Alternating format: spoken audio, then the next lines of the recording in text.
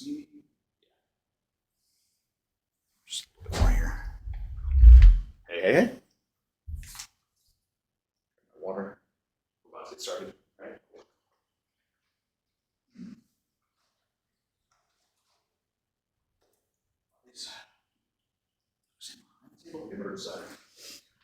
So this one is going to be a little bit different. Today we'll be talking about Otherworld and Underworld and how it's used thematically. So I have the 6 different pieces, and we'll kind of go through this over and over again. And the 6 different, and again, this is a construct. Use what you want or don't want out of it. It's not written in stone. You're not doing it wrong if you leave a piece out.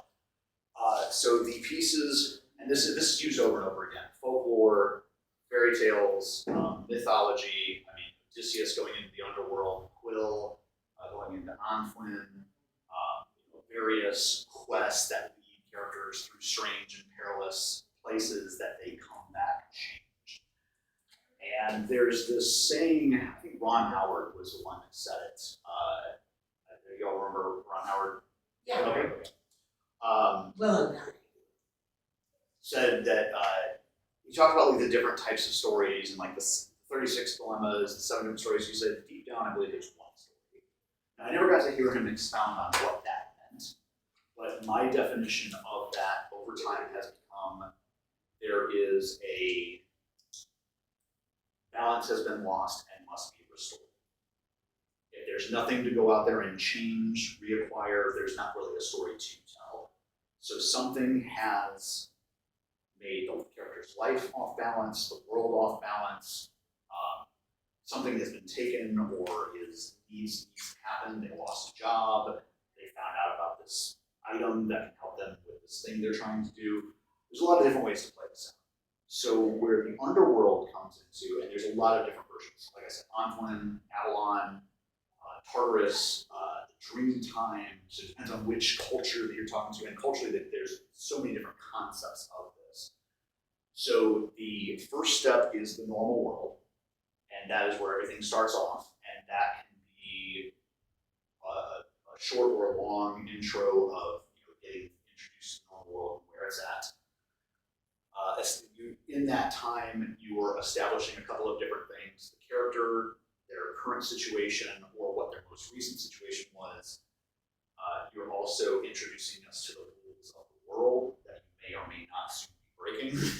So we get an idea of where we are. The second step is the threshold. Now, this can be a fairy ring. This can be an actual doorway. This can be a rite that has to be cast to go into the other world, or a drug or potion that has to be taken to see the other world, or to have the vision quest. Vision quest is another example of this. So the crossing of the threshold is the character pushing themselves to that part of the journey. Now that can be, it can be uncomfortable, it can be scary, mysterious, that there is some sort of risk that the character feels like they're making as they cross that threshold, as they push through from this world to the next, and whatever that world is within the context of the story. The third piece is the other world itself. And this is where they are experiencing another world. The rules are different here. There is something they have come here to gain. Whether it's elixir, magic talisman, maybe there's some loved one. In the case of Orpheus, he's there to rescue his wife and bring her back.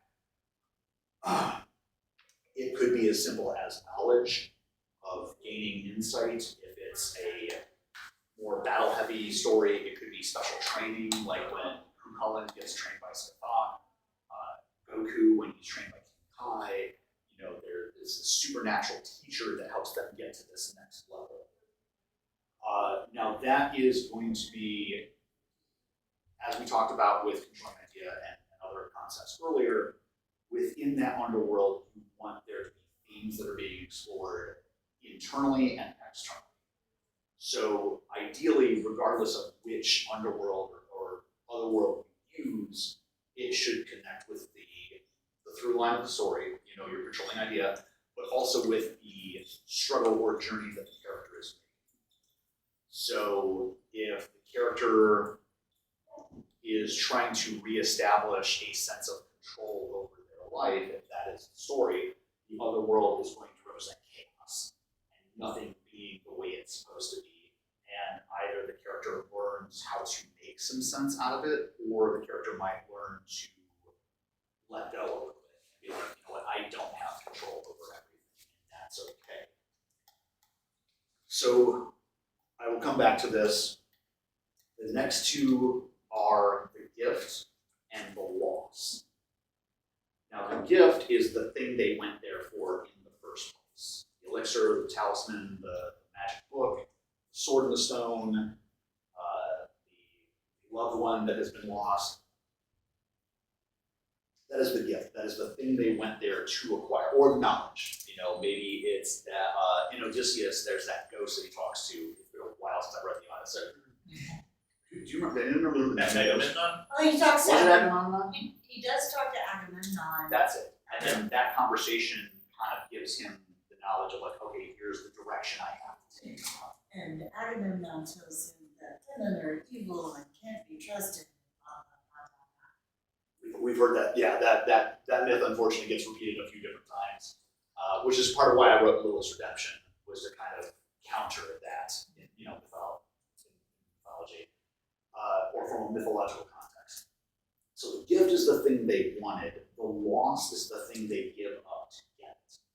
Now, some stories use this part and some don't. In a coming-of-age story, it is a loss of innocence. But when I say loss of innocence, I mean a loss of naivete, like these preconceptions they had about the world. For instance, Sansa Stark. Sansa Stark, her time with the Lannisters and then her horrifying time with Ramsay Bolton would be considered an underworld of sorts. She is put through this place of change. She comes out of it a very different person, but she had to leave behind a lot of misconceptions she had about the world and how she thought things worked. So it can be something as simple as they let go of a belief that no longer serves them. It could be a little darker, where it is something that they had to sacrifice personally. Ariel, Little Mermaid, going into the depths to meet with Ursula and has to give her voice. The thing that she's, her way of communicating with the world, she had to let that go to pursue the thing that she wanted. Whether that was a wise choice or not, that's up to the audiences to decide, but that is another example of it. So there's the loss, and then there is the return. So I've completed my journey, the character has completed their journey here. They have done X, Y, and Z, and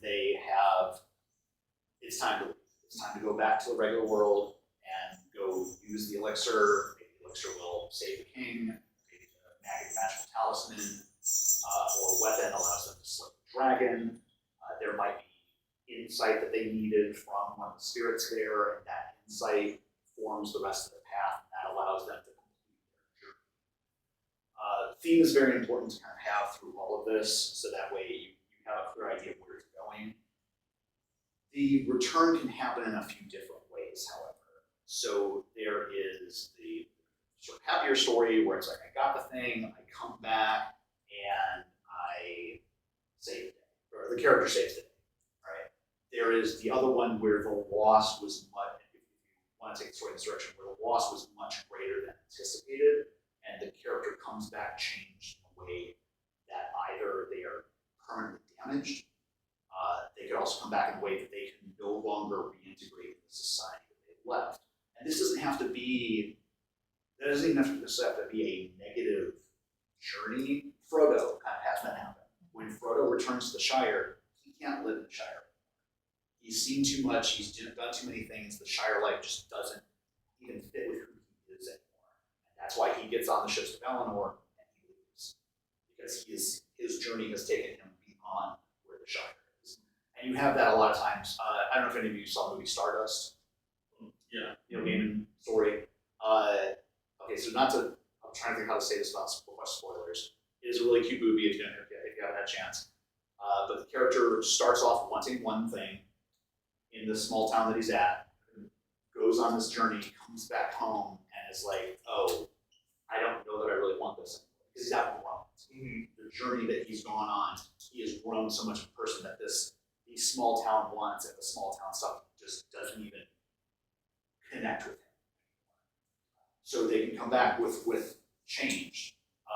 They can also fail. You know, for whatever reason, they did not. Orpheus fails. Orpheus does not bring back his wife, and Orpheus has to live with that afterwards. And you will have to make decisions about your character and what the aftermath of that looks like. When they fail at the quest, what does that mean, and why did they fail? So if we're talking about through lines and themes, the theme is going to inform the failure, or vice versa. You might write the failure first and be like, okay, here's the theme that I can connect that with.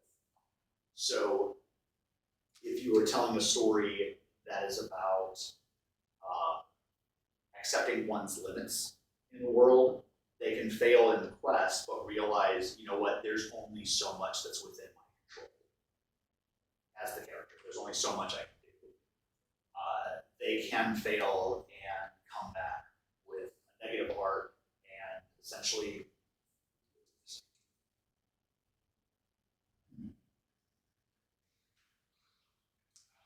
when they come back from the negative arc, it can be that they overextended themselves and kind of did something that wasn't really necessary in the first place.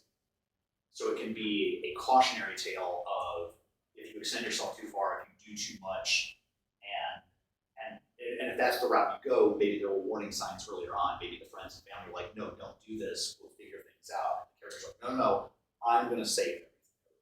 I'm going to do this. And so it might be a story of hubris, where they have to learn that they can't tackle everything. And how they react to that is, again, up to the story, up to the theme. But there's a sense of loss there. It can go either way. There's a lot of different ways you play with this. The underworld can also reflect, like I said, it can reflect things that the character is dealing with. You can also use it as allegories for trauma, metaphors for problems you see in the world. As the author, and again, I talked earlier about not necessarily preaching, but you can still explore concepts. So let's say you in the story are trying to tell a cautionary story about excess, about how excess is damaging. And so the talisman, the prize, was something that would grant riches or endless food or whatever. They bring it back and it causes more problems than they had to begin with. Maybe the society starts to fall apart because they no longer have to work to do things. The magic talisman just does it all for them. And then they watch the society that they were trying to rescue kind of fall apart. And that's one direction you take it. Going all over the place here. Then you've got when they leave the other world, does it stay behind? So you can have, you've got the failure where the other world changed them in a negative way and they come back. They can even become the villain of the next story. But you could also have where the underworld leaks through. Maybe there's stuff that comes through the underworld that they didn't intend. This could be a sickness of sorts. This could be a psychological effect that the power of the other world has. This could be actual creatures pouring forth. So, and that can become another cautionary tale of being careful of what we play with because it might have unintended consequences. The consequences become something that's much larger than they were ready to deal with. And that can be the first arc of a story, where they go through the underworld, come back, something bad comes after them, and now that's a whole new story of like, oh, I messed up, I've got to fix this. And depending on the type of story you're telling, the controlling idea that you're trying to get across to your audience, that's going to help inform how you tackle each one. So you've got the failed quest, the leaking through, and we've got the 6 points. I feel like I've hit the major topics. I've got a lot of, I've got some examples that we can kind of go through, but I want to take this moment to kind of dive in. Are there any, first of all, do you have any questions about Otherworld, Underworld, that we, based on what I've covered so far? If you have no plans, my character is an apostate from an evil race. Okay. Everyone there is objectively evil. Okay. They're creating evil warriors. So she leaves because she wants to find the good world. Mm-hmm. And I had no intentions of putting her back. So she never returns? Yeah. Okay. That can be the journey, though. She doesn't have to go back. She can decide that the scope of the problem is beyond her, and that might be why she doesn't go back. Yeah, for sure it is. Right. She, maybe with the help of all the people that she, I mean, the central question is what is good, There you of go. course. But That's a fun one. and everyone she meets is a different shade of good. So Okay. So it'd be I would dig a little bit deeper on the central question. Okay. Just because for a central question, what is good, it's ambivalent. Like you can have a lot of different answers to that, but I would try to dig just a little bit deeper. So if she is meeting these good people and is trying to get away from this evil society, is it more important to, is it more important to fight to save the world or fight to save the few that you can? And maybe that's a choice she has to make. She's like, I can go back into this battle and risk everybody that I've connected with and rescued throughout the story, or I just take them and it's like, and it might not be, so whether or not the ending is satisfying is going to be depending on the how you built it up. But that can be one example of how to take it. Another examination of goodness versus evil is could be what she does throughout the journey. So can we commit evil acts in the name of good? right, and she's definitely never coming from where she came from. Will never be a lawfully good, person. Obviously. Yeah. She's always going to be slightly morally gray, but I think that this journey is her asking, and have I done enough yet? When do I feel good? Have I helped this person? Did I do the right thing when I helped this person? So there's all these, that's her journey. And my question was the reach. I don't know how to get her to the return. Yeah. And again, like I said, this is a puzzle, and you can take the pieces out that you want. So if the return can be metaphorical. The return doesn't have to be physical. Okay. So the return can be she leaves the other world, the place that she had to learn all those things, and then she's like, what if we just went someplace else? Or maybe she finds something there in that underworld or other world that she's like, or I found a place here. In which case you can play with things of found family. You can ask yourself, your dramatic question or your central question could be something along the lines of like, when have you done enough? And at what point maybe she tries to save everybody all the time, Yeah. and one of the other characters has to be like, look, you can't save everybody. And at some point you've got to decide if you're going to live your own life and have your own sanity back, or if you're just going to keep fighting the endless battles around you. And that's, again, how you explore that thematically is going to dictate, or not dictate, but inform the ending. But the journey that you go through, and if you want the character's choice at the end to make sense. So if the character steps away from the battle, it can be a loss or it can be a victory. Because sometimes walking away from the fight is the better choice. So you want to set up, if that's the route you decide to go, you want to set it up in a way where that is the right choice. Or like you said, the question's unanswered. did she make the right choice? Did she make the wrong choice? And that's a fun one to play with for audiences, because then they get to discuss and decide, should she have gone back and kept fighting, or did she make the right choice by saying, this is my new family now, I'm either staying here or I'm going to some other planet that's far, far away from all of this. So, did I answer the question? Yes, you did, thank you Okay. very much. It helped tremendously, actually. For those of you that came in a little bit later, so the idea of the underworld is that you have your character starting in the normal world, going through a threshold, something that they have to overcome, going through the underworld to get it, and then coming back with either a gift and or gift. Does anybody else have any, or is there something you're working on that the otherworld kind of connects with what you're doing? Or the story? Go ahead. Oh, that's- That's here. Well, I was mentioning my work back in the previous panel, and I have an issue similar to yours, that I recognize the pattern of the gift, which is the girl that my changeling protagonist wants to rescue. She wants to send this girl back to her father. And she's the changeling, Back- right? Yes, So she's the fae that was left with the family, but she Yeah. wants to get the human girl back to her. yes. What is the catalyst that makes you excited? Because, okay, all right. So in chapter 1, we get the real world established. It's a festival, the Guys Feast, and The Guy's Feast? the Guys Feast, Okay. Guis, Okay. which I got the idea from a book on dark winter stories that I read, where it's basically a 7-day feast where people basically get up in costumes and tell stories, like a convention.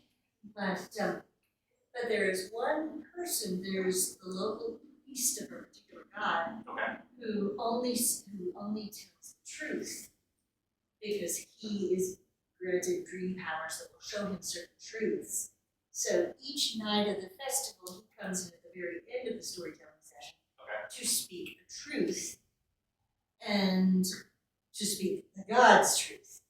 And he says on that first night, tell the changeling that her guardian will never be well again until he looks on the face of his child.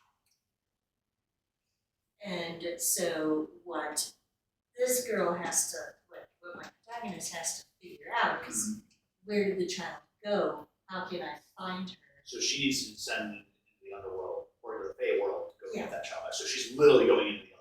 Yes. Okay. I would challenge you to make that moment with the priest a little more proactive for the main character. So instead of the priest just walking in and being like, hey, here's the thing you need to do, maybe there's a ritual that maybe she has a vision, she imbibes something and has a vision during the festival that she starts seeing things and she has a conversation with something. What is this? What is this I'm seeing? Or what is this thing that's happening? Okay. You want the protagonist to be the vehicle for change in the story. Well, there is one thing that I do know. You got it, thank you. There is one thing that I could do, and that is, one of the things that's established, my character speaks with a stammer partly because in the back of her mind she's hearing whispers, voices. So she's constantly feeling interrupted while she's talking? Yes. It's like having children. So yeah, she's trying to express herself, be in the world where she is, when she's hearing whispers that I'm thinking of are like the whispers of her very, very early infancy, childhood, that are from that other world. And She's hearing voices from the Fey. Yes. Okay. And because that's who she is. And so she might go to the priest to ask him, how do I get rid of this? Okay, that'd be one way to do it. So- But I would say if there was some sort of, what is it that knocks her off balance? So what is the thing that sends her off balance, that makes her start questioning her life? Because if she's been there like, how old is she at this point? So, I'm thinking 22, 23. okay, so she's 22, 23. She's lived with this family for a long time now. Yeah. So what is the catalyst that evokes change? So what is the thing that happens that she's like, I can't keep living like this. I have to do something different. Because if she's happy with her family and everything's going great, and maybe it's been a slow burn, but I would have there be a specific thing that happens that she decides, I have to change this. You know, and that'll be up to you to decide, and the themes that you're exploring will kind of help us define that. But yeah, you want to have something that knocks her off balance or changes her life in a way where it's like, I have to do this. The way I figured it, the original idea was that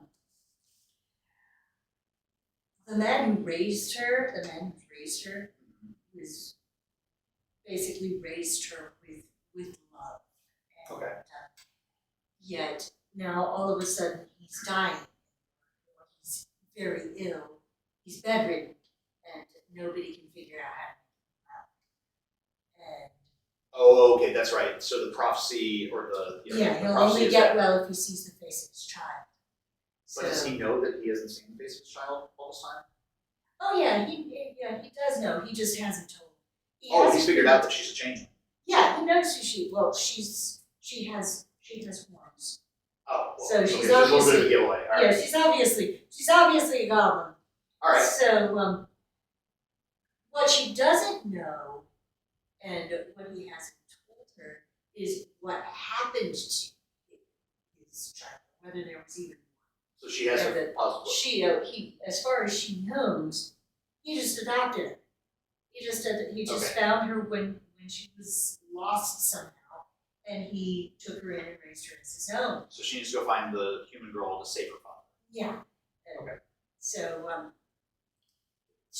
so what she finds out is that there actually is a child that was taken at the same time she was left. Right. Yeah. The changeling story. So when she's going into the other world, the Fey world, there is going to be, you want the character to change. So what is the change that they need to go through? What is so there's a terminology, there's a term in screenwriting. It's called the lie the character believes. So essentially, that there is this thing, like let's go back to Rocky, the first Rocky. Rocky 1, he's just like, I'm never going to be champion. You know, I'm just a bum. You know, I fight other bums. That's just who I am. And when he gets offered this title shot for Apollo Creed, suddenly it's the biggest goal of a boxer is suddenly in front of him, and he's like, I gotta get to work. I gotta make myself strong enough for this challenge. And he doesn't know that he can ever actually be Apollo Creed, but he has to prepare himself for that. And so that changes the trajectory of his life, and is the catalyst of the story. So, but he believes that he's never going to be good enough to be champion because he's never been put in that position. He's just kind of been in the underground boxing and fighting these like little local matches and stuff like that. That's one example. Kingdom of, it's a Clive Owen movie. Kingdom of Men. Children of Men, where he doesn't want to get involved with the stuff going on. It's like, not my problem, not my business. I got involved once before, kind of like Mal and Firefly. I put myself out there to be part of the resistance. It blew up in my face. I'm not doing it anymore. Mad Max Fury Road. There you go. So this idea of the wounded protagonist that suffered some calamity before the story started, and they think that their efforts don't matter. But they're put in a position to where they need to do something. They have to act. Another great example is, it's the zombie fungus people. Last of Us, yes. So Last of Us, Joel lost his daughter when the whole zombie outbreak happened, and he was crushed and he never wanted to open himself up to that sort of hurt again. He finds himself in a position where he has to protect this young girl and starts developing this sort of like familial relationship with her. So that way the decisions he makes towards the end are completely understood because it's like, I'm not losing my daughter. Regardless of what else happens in the world, I cannot lose my daughter. And so the other world is the catalyst for the journey, but I think it's also, it strengthens the story to make it reflect the journey. So what is the piece that is missing within the change that she needs to write, that she needs to reacquire?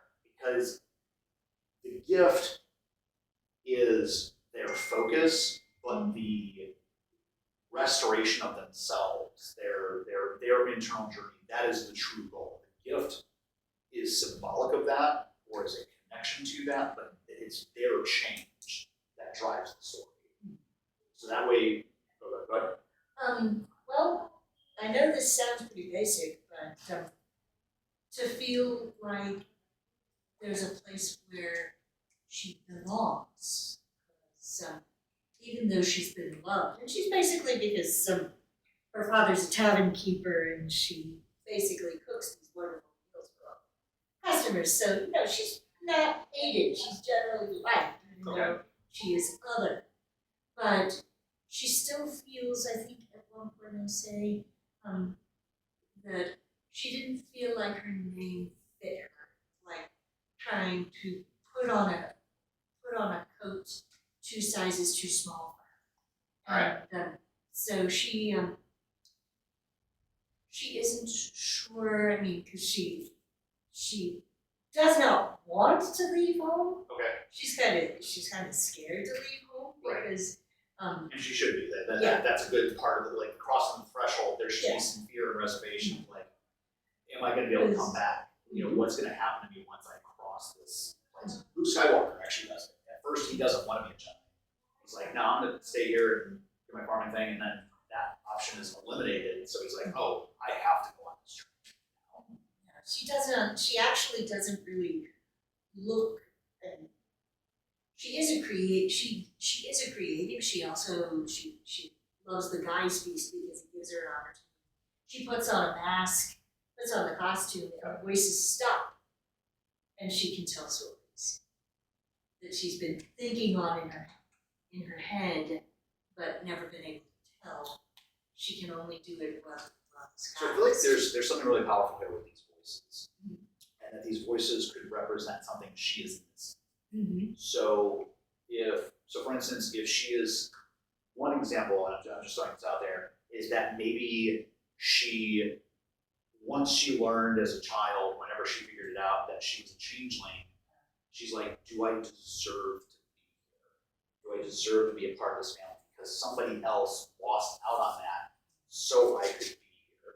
So maybe when she has this chance to go get the human daughter to save her father's life, that's the impulse. But when she's doing this, she's trying to earn her place in that family. And that doesn't, the family didn't even necessarily have to do anything to her to make her feel that way. Maybe there's a jerk character in town that does. It's up to you. But for whatever reason, she felt like she did. So that's why she works so hard in the tavern, why she's cooking the meals, why she does all this stuff. She's trying to earn her place. And so when she goes down into the Fae world to go get the human girl, she's fighting for that. She's fighting to earn her place with her family. And I think you could that could get pretty emotional there. But then when she's going through her trials in the Fae world,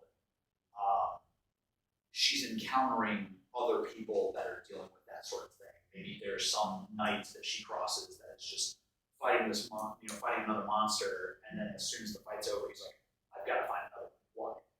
Well, because I need to prove that I'm a champion. Did we just do that? No, I need to keep doing this. And that's an example, but essentially the things she's running into in that Fae world represent the journey she's going. So, but also I have something similar to what my friend here has, and that is that when it comes to the law, it's actually the statement, I amended my statement, that when she that at one point she learns that in order to get her counterpart, if you will, through the doorway, that she has to stay behind. Ooh, She has to stay behind. She has to. so they both can't come back. Yes, they both can't come back. So. Ooh, that's powerful. That's texting me. Sorry. So.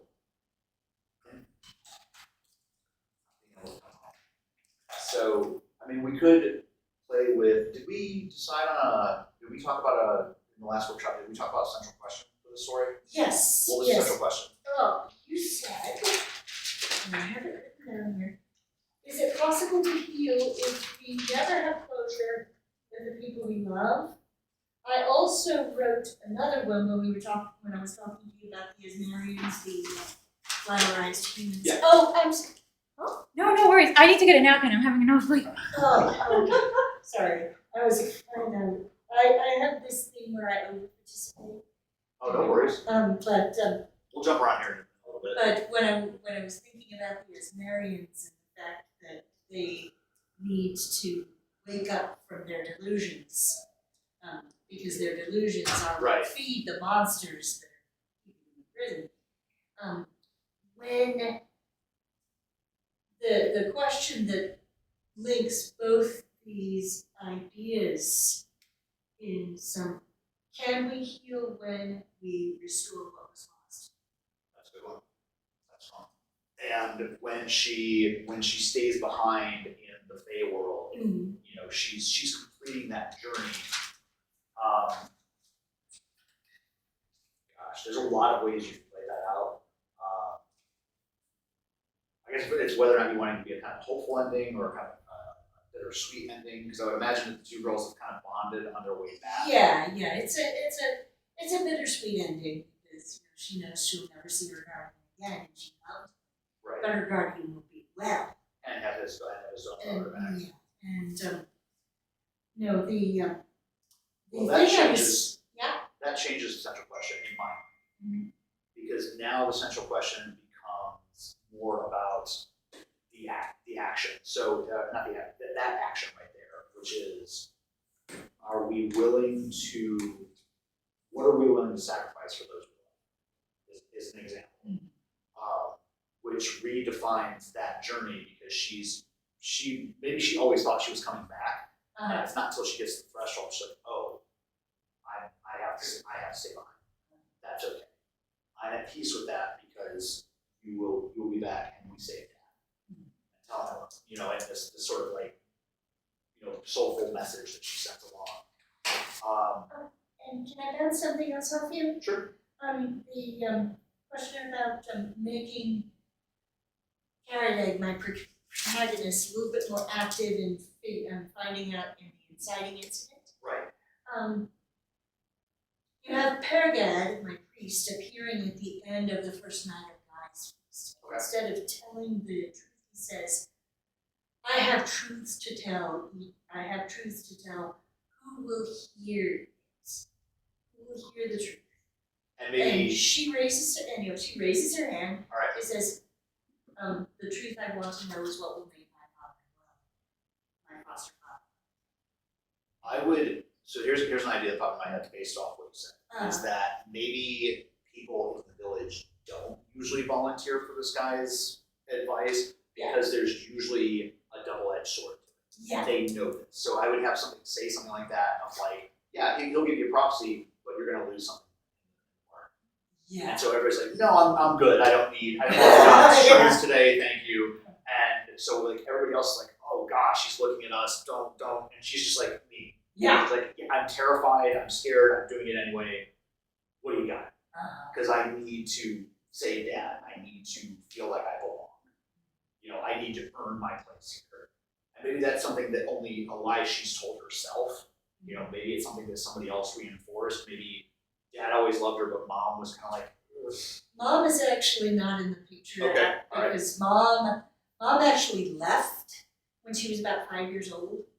She left because she was angry that the father giving this child so much love and care And that's where it came their from. child was gone. Yeah, so the mom leaving, that the changeling child feels responsible that mom left. So this is her chance to finally, earn her place, make things right. Even though the dad wouldn't have wanted her to do that, No. for her, she's doing this for her. Like, I need to feel like I fixed things, and so that's great. So the mom left, the dad's sick, child's gone. She is completing the family again, and then she goes away. But she goes away with, I made things right for her. And that's a powerful story. Then next week I'm gonna be so busy with papers, I'm not even gonna be able to work on it. Ah! Well, just write down your ideas right now. Oh, Like, they're write down. all in this. Yeah, start with what you can out. Also dictate.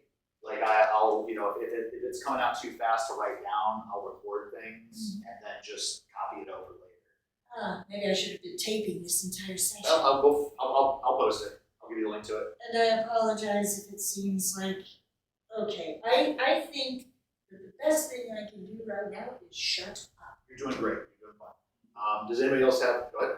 Well, it's kind of related to your story, and it's not really.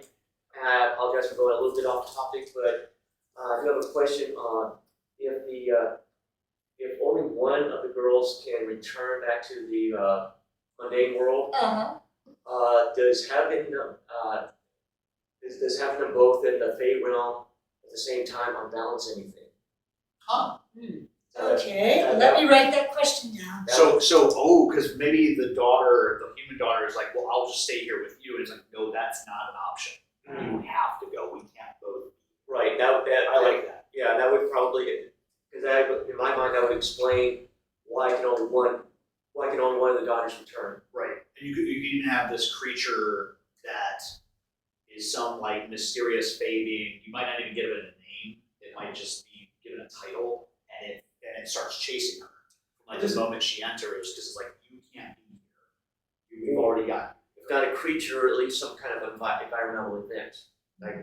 Or that, the environment starts doing things, and so the people she's running into are like, man, everything's getting really weird here, and it's not till later on in the story that she's like, oh, it's me, I'm why things are, so I've either got to get out or I've got to get her out. Right.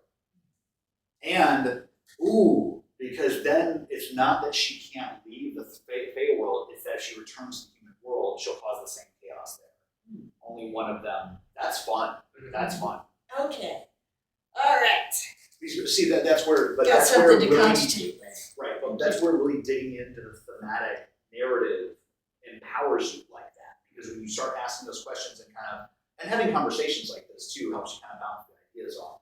But once you start having these conversations and going down these rabbit holes, you start to see how we've been just kind of strengthening the story from here and adding these layers to it. That you get to kind of breadcrumb out throughout the course of your story. Is there anybody else that's kind of working on something? Yeah. Or is there any other questions Somebody that you got else. on this topic? No, I'm not far enough along really to. I mean, what everybody's saying is I'm getting a lot out of it, but I don't know how to actually implement any of this. No worries. You have some? I was going to say I got some ideas both for a story idea, but also for in terms of this conversation, an idea for a TTRPG world that I'm going to try to start writing, putting together. Okay. But it's like the idea of creatures being sent to an alternate world at isekai. Okay. And so it's just I've been bouncing around some ideas about how and why and what limitations, why are the creatures being sent to the other world, but also why are they staying there? And so a theme that I've noticed over and over again in isekai is that before they left this world, they were in a rut. Mm-hmm. They had no friends, no love interests. They were just kind of drifting at their job. They seemed kind of directionless. They get foisted into this Fey world, and suddenly they find purpose, and found family. The one thing about that though is that there's been so many isekai stories now. My opinion is that's been done to death, so I want to take a little bit different approach. No. Yeah, definitely. Put your own spin on it. And so, what's the story so far? Basically, it is the world that creatures are being sent to.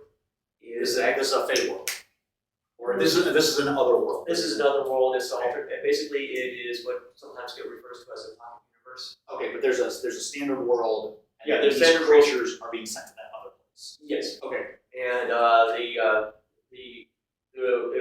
pocket universe was essentially more or less a prison, but more like what's in Labyrinth of Juliet, where these powerful creatures were sent to the pocket universe to get rid of them. Like Phantom Zone. Something like that, yeah.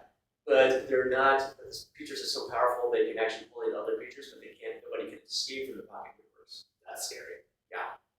Ooh. Yeah, and so the pocket universe also was very lacking in food because the idea was to send these powerful creatures there so they can't harm the multiverse, and there's no real food there, so they're so desperate they start pulling in other creatures as their food supply. But in the course of pulling out all these other creatures, they end up a community forms from all the creatures they pull together, and they all start in the concept of this whole TTRPG world. All these creatures from all these different universes are being pulled together, and they have to form some kind of community to survive together, even though none of them want to be there.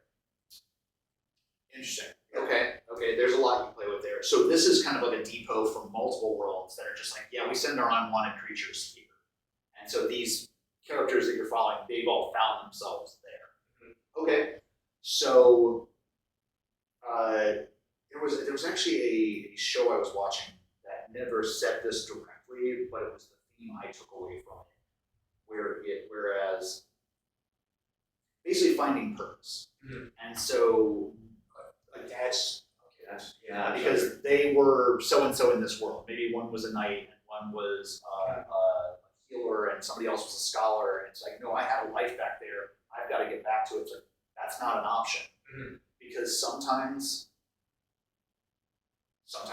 life changes irrevocably. The world changes. The job that you had lined up dissolves. The career you were going into suddenly gets capped, and you're left with, okay, what do I do now?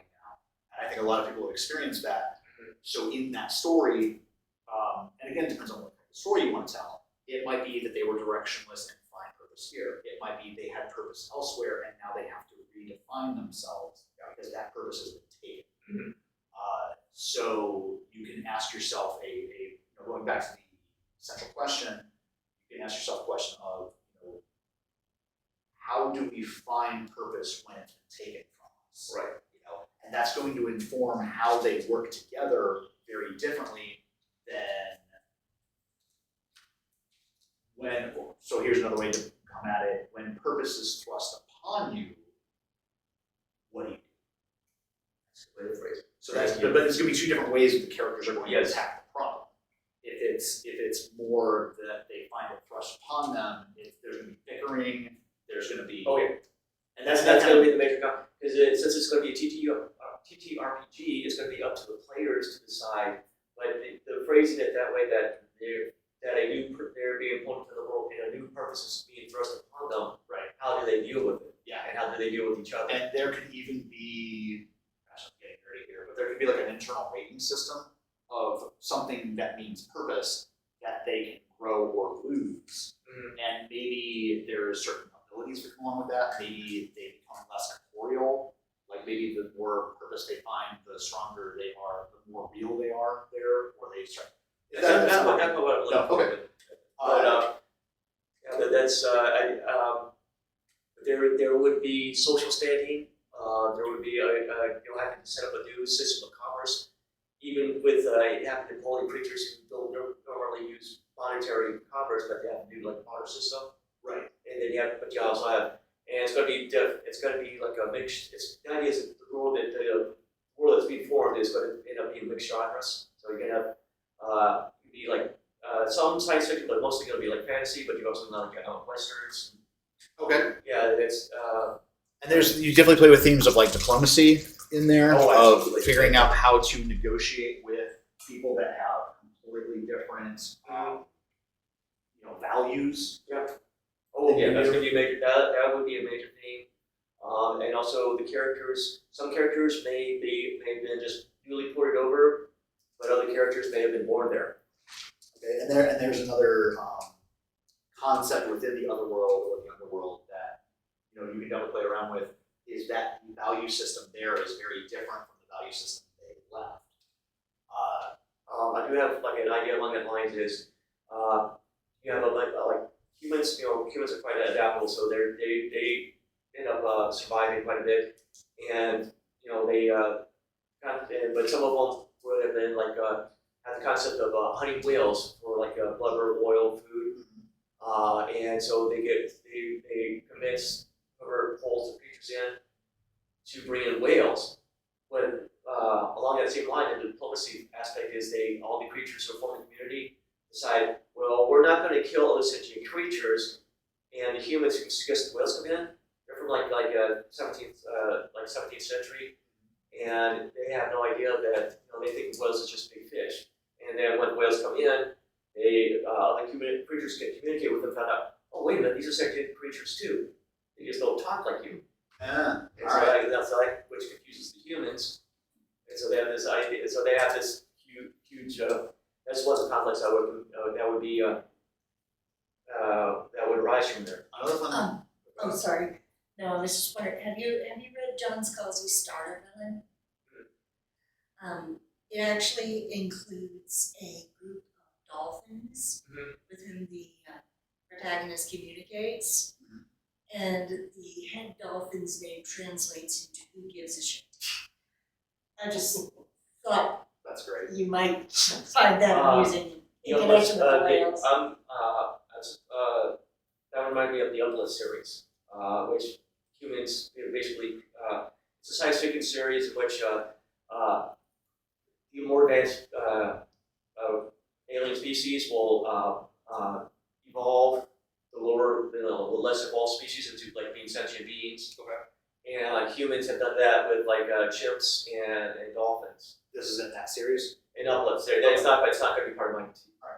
But I think that idea of competing value systems can be a lot of fun, especially if you make some of the value systems very alien, like in a way that we're not. So if you have, I would give at least 3, so that way you always have one group that's keeping the other 2 off balance. So it's not just I got to convince that group over there, or we just fight. There's these other groups that we kind of have to negotiate with. The 2 big groups are going to be, you have creatures from a physics-based universe like our world, and creatures who are from a magic universe. Those 2 have kind of conflicts. I'm trying to think of a third one because the rock paper scissors and There you go. Yeah, exactly. And that's what I'm trying to work out. So the one is from physics-based universe. The other one is from where? Magical universe. Magical universe. So basically, here in real world, physics and mechanics rule, decide the rules of the universe. All right. But say creatures from like the Fey realm, they're in a universe that is ruled by rules of magic or arcane. I mean, you could split each one of those up a little bit differently because there's different types of magic and there's different types of science. So there could be like a biodiesel steampunk group, and there could be a more digital technology group. Magic, you could have. So there's theurgy and thaumaturgy. Are you all familiar with these terms? So theurgy is you get power from a god. Thaumaturgy is you are the conduit. And now you have 4 factions there, and maybe each one dislikes the other ones for different reasons. But I would also want to have some of them like this. Some people would just want to let's say they start mixing the technologies together. So you get like etherpunk, where you have like a technology and magic mixing together. Also, a third faction could be psychic. Like that crossed my mind. That'd be another route you could go. Does anybody else have anything that they're? So make sure we're giving everybody a chance to talk, ask questions. How do you, if you're gonna expand, make a very large story, that's multiple books. Yep. You're gonna go to many different places. Mhm. How many other worlds can you have? Or are they all just one big other world? They don't. I think it's infinite. Yeah, I think you could do, because I mean, Star Trek, for example, there's a new planet every other episode. So again, it all comes back to, so each world that you're going to, what is the story you're telling in that arc? So if it's a multi-volume series, maybe this world that they go to is an arc about personal discovery or coming of age. But by the time they get to the second book, there's something bad happened here. Now maybe they did, as an example, they messed something up over here. Now the second story is a story about atonement for what they did wrong in the first book. And so the atonement story might be very different than the coming of age story in the first book. So then the number of worlds you want to examine per arc is what worlds would fit into the arc that I'm telling, thematically what I'm trying to say here. So you might have a world, are we talking space, are we talking multi-dimensional? It's a fantasy, and I'm using world. What I'm working on, it's a fantasy novel where your main character, she is a research assistant wanting to further her scholarly career. Ooh, She gets drawn into working with somebody who is way further in his career. okay, And he is researching different magics that she's never heard of. okay. So she's into that.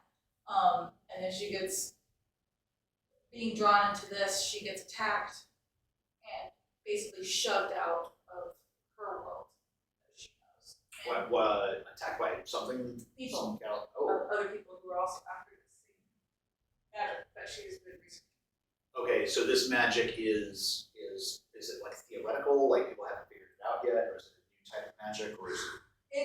It's an ancient forgotten magic That that she's has trying to kind restore. of been suppressed Okay. by the government. All right. Okay. By the way, I'm a amateur folklorist, so if you ever need creatures, magic styles, anything like that, hit me up. So one of the things I thought about with that is so Theurgy and Thaumaturgy are just two examples. I've got a couple of lists of different types of magic, and maybe each arc or each little sub-arc, she's researching a different branch of magic to be like, is this going to get me closer to decoding this ancient thing? Right. Because you have, just off the top of my head, you've got shamanistic magic, you've got druidry, which is a little more shamanistic. To me, shamanistic magic is more about dealing with spirits, whereas the druids deal more with the elements of the earth. You've got Shintoism, which is about like yokai, ancestor spirits, and banishing, purifying. You've got warlocks that have demonic magic, necromancy. You can have different types of elemental magic where they focus on different elements. And those are just a few examples. There's ceremonial magic where it's like, okay, I've got to draw the circle and put all the sigils on here and hold this thing and recite the name. So you've got all these different styles of magic that you could play with.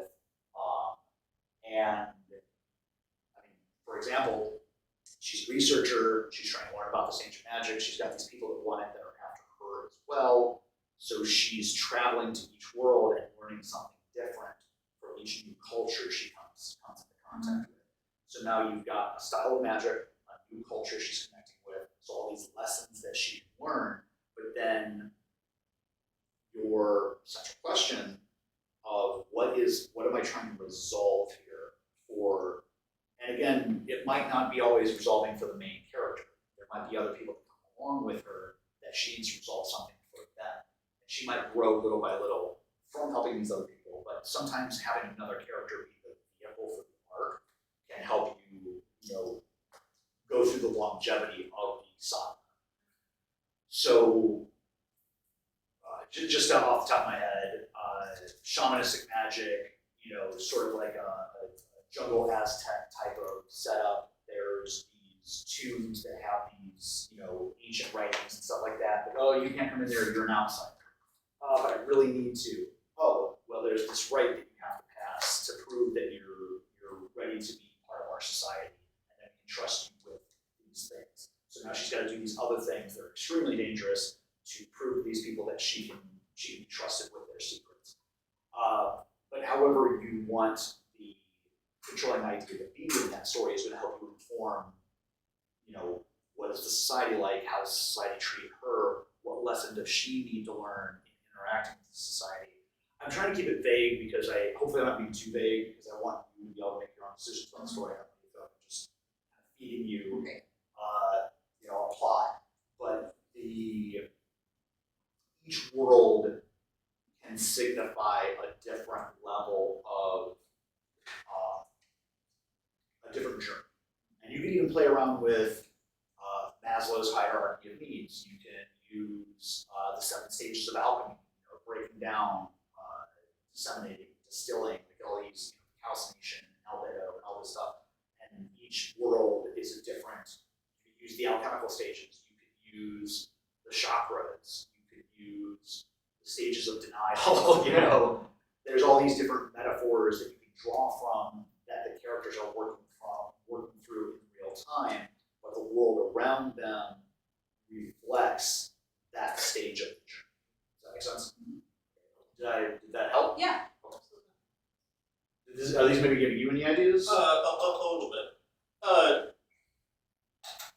I didn't think I was that late coming in here, but when I got here, it seemed like you were already pretty well into your talk. I got the last 2 stages of the Underworld journey. I got gift, loss, and the return. We'll start at the beginning. Okay. Yeah. So the normal world, Okay. which is the Shire. What's the planet that Luke's from? Luke Skywalker. Tatooine. Tatooine. Is it Tatooine? Well, that's Yeah. that's where he grew up. That's not where he was born. That's where he's living in the beginning. Yeah. So, yeah. So Tatooine, the Shire, the normal world, where the character lives and interacts with, so that they need to be knocked off balance in some way. Something has to unbalance their life to be the catalyst for the story. So normal world. So there's 2 different things going on here. There's the underworld journey, but there's also the story structures. So if we're going to make an addition here, there's normal world, there's catalyst, all right, which I left that out earlier because that's really I was focusing more on the journey, but from a storytelling point, normal world, catalyst, also known as the inciting incident, the thing that makes the character go on the journey. Then the crossing of the threshold. So that was part 2, but we'll call it part. Well, I guess inciting incident can be 1.5. So inciting incident happens. They have to cross the threshold. They have to do something, go somewhere that's a little bit scary, a little bit dangerous. Is leaving behind what they know and what they're comfortable with to seek out this thing that they need to get. For Luke, it's becoming Jedi. For Frodo, it's the One Ring, getting rid of that. But there's this, there needs to be some sort of apprehension, some sort of fear, something they have to overcome to get through that threshold. It could even actually be a little monster or something that keeps them from being able to leave. Maybe there's some sort of wolfhound that just circles the village and attacks anybody that tries to leave. Maybe it's a puzzle or some weird problem they have to solve in this stonework that they have to move the stuff around and have to figure out the puzzle, and maybe something inside them, they need to figure something out to solve that puzzle to get to the threshold. So normal world, threshold, then underworld. So then they're in the underworld. This is the place where the rules change. This is where, to take Stranger Things, the upside down. You're on the inverse of the world they are in the inverse of the world they came from. And this underworld should make the character, question things, be uncomfortable, have to learn new skills, have to learn new things as they're going through there. So normal world, threshold, underworld, gift, loss, return. Okay. And then, like we talked before, in the underworld, they are searching for something, and you get to decide what that is. Magical talisman, information from a spirit, a loved one that's been lost. I've used these examples already, but so they go into the underworld to get what the gift is. They get the gift, and then they try to they return to come back home. The loss is not always used, but sometimes it is, and the loss can be a loss of innocence. For instance, Frodo coming back to the Shire and be like, I can't live here anymore. I'm off to Valinor, guys. Yeah, I got here just about the time you were talking about gift and loss. And the loss can also be like Orpheus, where he doesn't get what he went here for because he failed. The loss can be something that they had to sacrifice to get the gift, and maybe that I would make the sacrifice thematic, that it fits in, so that way it fits in for a story. Yeah. That it was something they always had to give up to Or, get to the next part. Yeah, or what, like, you were talking about Stardust earlier, he goes through, he gets the girl, but then he realizes he doesn't really want her out. Now, because he's changed so much that what he thought he wanted, he's like, nah, this isn't me anymore. And having that sort of journey for a character is beautiful to watch unfold.